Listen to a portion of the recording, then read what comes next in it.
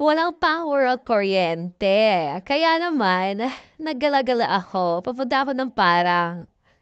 Kasi, for sure, maraming kabataan na nandun na nagpapalamig at naglalaro. Bagong lahat, alam niyo na ang sasabihin ko. Ay ang simpleng buhay. Nandito na ako sa parang at samahan niyo ko para tingnan o panoorin ang mga ginagawa nila. At eto na nga, na-late ako, nag-aalisan na. Buti nila, mga good girls sila kasi dinadala nila yung mga basura nila. Good girl yan, good job, good job. Palakpakan yan. At napansin ko naman, meron nagde-date doon sa malabalamang duki na yon.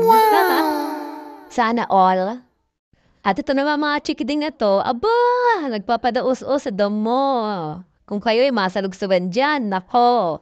Mamaya makatin ang katawan nyo. That's good, very, very good yan. Kasi for that day, hindi yung puro maghapon na lang cellphone. At least, may physical activity ang mga bata-bata ngayon. Buti na lang, paminsan-minsan wala kuryente at nakakapag-physical activity sila at napapawisan. Napakaganda rito sa parang, kita mo naman yung sunrise, sunset, sorry naman. Ang ganda ng tanawin dito, oh. Kitang-kita mo yung tower, yung mga kabataan na naglalaro, nag-i-enjoy. Iba't ibang activity tulad ng grupong ito, basketball, para sa mga kalalakihan. Tapos ang fries, ice water. Tapos itong pamilya na to, uwi na yata. Tapos na yata sila mag-camping. Kapansin-pansin din itong mga kabataan na to na nakakatawa kasi ang ginagawa nila yung version ni Anne. Mamaya may day na sila. Hanggang si Kuya, ayun, nanonood na lang sa kanila. Siguro may iniisip. Sana kasama niyo yung jowa niya. Char. At itong dalawang kaibigan ko, ay char. Kakakilala ko lang pala sa kanila at nag-request ako lang baka pwede sila mag-drive ng bike. Pinicturean ko din sila, kit nila oh. Nag-ilinis at tag-iimpake na rin siguro sila kasi nga hapon na or paggabi na. Napansin ko rin itong dalawang magkaibigan na nagbabalibol. Sabi ko, kukunan ko sila. May paepek-epek pa ako galalamal pero ang ending, hindi ko alam. Char. Umalis na rin ako at naisipan kong dumaan sa PUP at sabi nga may endurance daw dito. Chinek ko muna kung pwede pumasok ang hindi naman taga dito. At ang sabi ni Kuya, pwede naman daw. Kaya pumasok na rin ako ang kapal ng mukha ko, ano? At ganito nga ang eksena dito sa loob. Ang daming mga motor, nakasali daw ito sa mga endurance.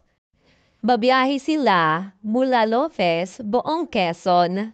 Sana makasama ako one time. Tapos gusto ko, nakacar ako para hindi ako pagod. Char! Tara, maglakad-lakad tayo. Hanapin natin kung sino yung makakakilala niyo dito na matatamaan ng camera ko.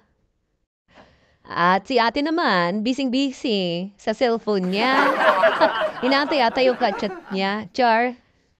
At eto na, may ganitong ganap pala dito, oh. Sobrang daming sponsor, hindi ko na mabasa kung alin dyan o kung sino sila dyan. Bahala na kayo dyan magtingin-tingin.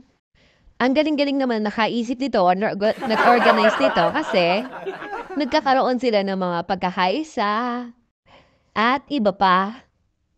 Meron din dito mga stall o mga vote na pwede nyo suportahan. Tulad ng mga to. Hala, tara, lapit tayo. Naglakad-lakad ako para videohan kung ano meron dito at nakita nga natin si Dry Fit Costume. Alam niyo na kung paano ang costume. Kayo bahala kung ano ipapagawa niyo. Hanggang sa nakita ko dito sa vault na to, si Expression at binigyan na nga ako ng sticker niya. Ano ba to? Makakain ba to? Char! Ang gaganda at nakakatuwa yung mga gawa niyang ekspresyon.